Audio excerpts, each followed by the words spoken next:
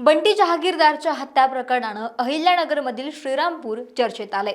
पुण्यातील जंगली महाराज रस्त्यावरील बॉम्बस्फोट प्रकरणातील आरोपी असणारा अस्लम शब्बीर शेख म्हणजेच बंटी जहागीरदारवरती दिवसाढवळ्या बेधुंद गोळीबार करण्यात आला। दुचाकीवरून आलेल्या आरोपींनी जहागीरदारवरती गोळ्या झाडल्या।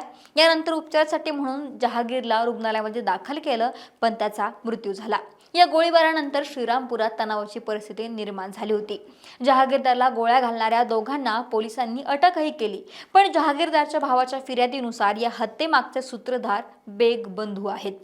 आता एकंदरीतच हे प्रकरण नेमकं काय आहे, बंटी जहागीरदारच्या हत्येची सुपारी देणारे आरोपी म्हणजेच बेग बंधू नेमके कोण आहेत आणि त्यांच्यातला वाद नेमका काय आहे, संपूर्ण प्रकरण पाहूयात व्हिडिओच्या माध्यमातून। नमस्कार, मी अक्षता आणि तुम्ही पाहताय सकाळ। बंटी जहागीरदार अहिल्यानगरच्या श्रीरामपूरमधला रहिवासी। 31 डिसेंबरला त्याची गोळ्या झाडून हत्या करण्यात आली। 31 डिसेंबरला दुपारी बंटी जहागीरदार आणि अमीन गुलाब शेख श्रीरामपूरमधील कब्रस्तानमध्ये एका अंत्यविधी आटपून परत येत होता। अशात सेंट लूक हॉस्पिटल समोर मोटरसायकलवरून आलेल्या दोघांनी त्याच्यावरती गोळीबार करायला सुरुवात केली। आरोपींनी 6 ते 7 गोळ्या फायर केल्या। या गोळीबारामध्ये बंटी जहागीरदार गंभीररित्या जखमी झाला, तर अमीन गुलाब शेख यांच्या पाठीला गोळी साठवून गेली। यावेळी हल्लेखोरांनी एकच भाई चन्या भाई अशा घोषणा दिल्या। या गोळीबारानंतर आरोपी तिथून पसार झाले। जहागीरदारला तातडीने रुग्णालयामध्ये नेण्यात आलं, पण उपचारादरम्यान जहागीरदारचा मृत्यू झाला। आता बंटी जहागीरदार याच्याविषयी सांगायचं झालं तर अस्लम शेख म्हणजेच बंटी जहागीरदार हा 2012 मधील पुण्यातील बॉम्बस्फोटातील आरोपी आहे। त्याच्यावरती बॉम्बस्फोटातील आरोपींना शस्त्र पुरवल्याचा आरोप आहे। 2023 पासून जहागीरदार हा जामिनावरती बाहेर आहे। त्याच्यावरती 17 ते 18 गंभीर स्वरूपाचे गुन्हे आहेत, ज्यात हत्येच्या प्रयत्नांचे 3 ते 4 गुन्हे आहेत, दहशतवादाचे 2 गुन्हे तर इतर अनेक गंभीर स्वरूपाचे गुन्हे दाखल आहेत। त्याच्यावरती मकोका अंतर्गत कारवाई देखील करण्यात आली होती। अशात तो काही वर्षांपासून राजकीय क्षेत्रातही काम करत होता। गोळीबाराच्या घटनेनंतर बंटी जहागीरदारच्या हत्या प्रकरणाचा छडा लावण्यासाठी पोलिसांनी सगळीकडे नाकाबंदी केली होती आणि हत्येनंतर दुचाकीवरून 4 चाकीने समृद्धी महामार्गावरती पळून जाण्याचा प्रयत्न असलेल्या 2 मुख्य मारेकऱ्यांना पोलिसांनी 1 जानेवारीला पहाटे कोपरगाव तालुक्यातील कोकमठाण परिसरामध्ये सापळा रचून अटक केली। सीसीटीव्ही मध्ये हे दोन्ही आरोपी फरार होताना पाहिले गेले होते आणि त्यानंतर पोलिसांनी सापळा रचून या दोघांना अटक केली। कृष्णा अरुण शिनगारे आणि रवींद्र गौतम निकाळजे अशी गोळीबार करणाऱ्या आरोपींची नावे आहेत, ज्यांना पोलिसांनी बेड्या ठोकल्यात। दरम्यान बंटी जहागीरचा भाऊ रईस अब्दुल गनी शेख, जे नगरसेवक आहे, त्यांच्या फिर्यादीनुसार बंटी जहागीरदार हा 15 ते 20 वर्षांपासून राजकारणामध्ये सक्रिय होता। त्याची आई श्रीरामपूर नगरपालिकेमध्ये 2011 ते 2019 मध्ये नगरसेविका होती। ती मयत झाल्यानंतर रईस शेखची पत्नी 2019 ते 2021 या कालावधीमध्ये नगरसेविका होती। त्यानंतर रईस शेख नुकताच झालेल्या डिसेंबर 2025च्या नगर परिषद निवडणुकीमध्ये नगरसेवक म्हणून निवडून आले। बंटी जहागीरदारची राजकीय आणि सामाजिक कारकिर्दीमुळे श्रीरामपूर शहरात आणि तालुक्यामध्ये त्याचं राजकीय वर्चस्व होतं, असं त्याचं म्हणणं आहे। दरम्यान कृष्णा शिनगारे आणि रवींद्र निकाळजे यांनी जरी गोळ्या झाडून बंटी जहागीरला मारलं असलं तरी त्यांना हत्येची सुपारी ही बेग भावंडांनी दिली। चन्या बेग, सोन्या बेग आणि टिप्या बेग अशी त्यांची नावं आणि त्यांच्या सांगण्यावरूनच बंटी जहागीरदारची हत्या झाली। बंटी जहागीरदार हा गेल्या 2 दशकांपासून राजकारणामध्ये सक्रिय होता।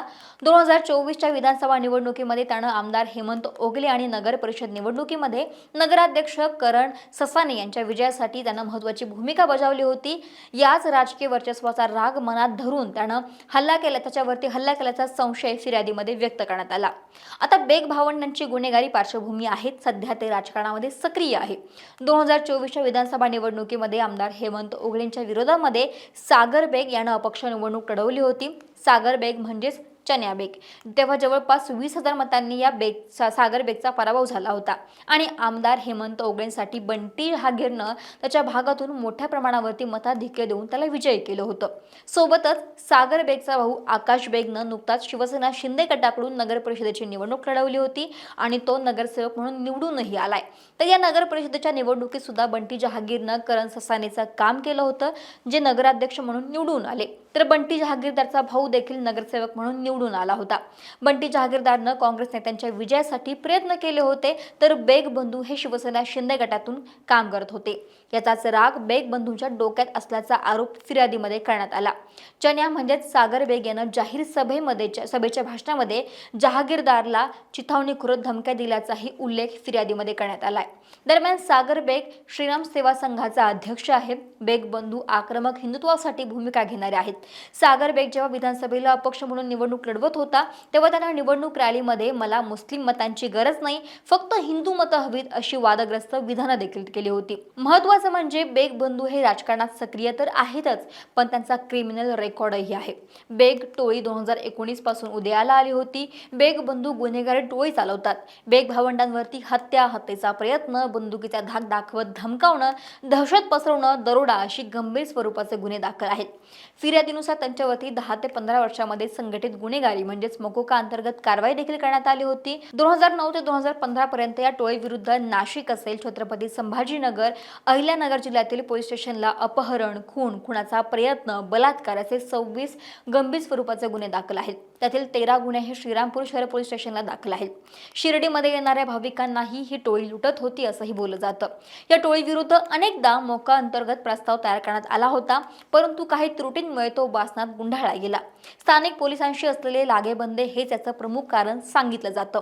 पोलिसांमध्ये या टोळीची दहशत असल्याची ही चर्चा श्रीरामपुरात होती, पण 2015 मध्ये त्यांच्यावरती मोकोका अंतर्गत कारवाई करण्यात आली होती। बेग टोळीवरती मोकोकानुसार कारवाई झाली असली तर टोळीतील काही साथीदार गेल्या 2.5 वर्षांपासून मात्र फरार होते।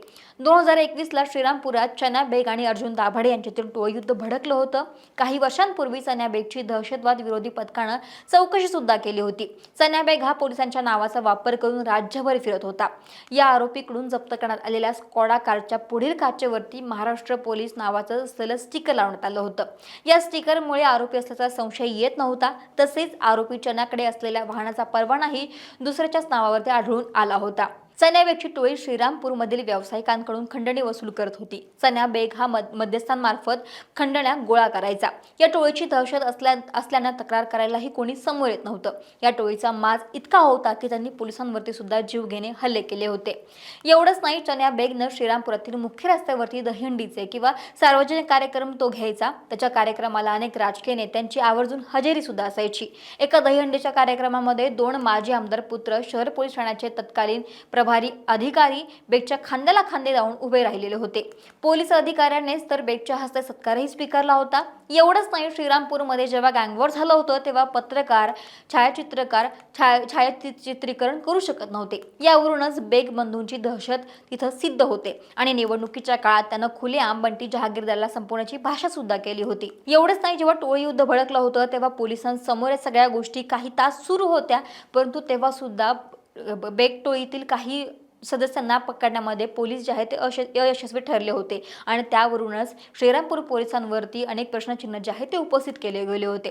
आणि आता बंटी जहागीरच्या भावाच्या फिर्यादीनुसार या हत्येचे मुख्य सूत्रधार सुद्धा बेग भावंडच आहेत। त्यामुळे फिर्यादीनुसार आता पोलीस या हत्येमागील मुख्य सूत्रधारांचा शोध घेत आहेत। त्यामुळे आता फिर्यादीनुसार पोलीस या हत्येमागील मुख्य सूत्रधारांचा शोध घेत आहेत। आता पोलीस आरोपींची चौकशी करतायत, त्यांना हत्यारं कोणी पुरवली आणि कोणाच्या सांगण्यावरून ही हत्या घडवून आणली कायचाही शोध सध्या पोलीस घेत आहेत। पण दरम्यान बंटी जहागीरच्या हत्येनंतर श्रीरामपूरमध्ये वातावरण चांगलंच पेटलेलं पाहायला मिळालं होतं, तणाव पाहायला मिळाला होता। बंटीच्या हत्येनंतर त्याचा मृतदेह मौलाना आझाद चौकामध्ये आल्यानंतर नातेवाईक आणि त्याच्या संतप्त समर्थकांनी रस्ता रोखून धरला होता। मुख्य आरोपी अटक होईपर्यंत मृतदेह हलवणार नाही अशी भूमिका घेण्यात आली होती। यावेळी हजारो नागरिक रस्त्यावरती उतरल्यानं तणाव वाढला होता आणि त्यानंतर 2 आरोपींना पोलिसांनी अटक केले आणि तपासात सहकार्य करा असं आवाहन मौलानांनी केल्यानंतर जमाव शांत झाला होता आणि कॉलेज रस्त्यावरील कब्रस्तानमध्ये दफनविधी बंटी जहागीरचा पार पडला। आता सध्या शहरामध्ये परिस्थिती नियंत्रणात असली तरी बेग बंधूंचं नाव या प्रकरणामध्ये समोर येतंय का हे पाहावं लागेल। तरी या संपूर्ण प्रकरणाविषयी तुमचं मत काय आम्हाला कमेंट करून जरूर कळवा। महाराष्ट्रातील सर्व बातम्यांचे विश्वासार्ह व्यासपीठ सकाळच्या सर्व सोशल मीडिया प्लॅटफॉर्मला लाईक, फॉलो आणि सबस्क्राईब करा। तसंच सर्व नोटिफिकेशनसाठी बेल आयकॉन प्रेस करायला विसरू नका।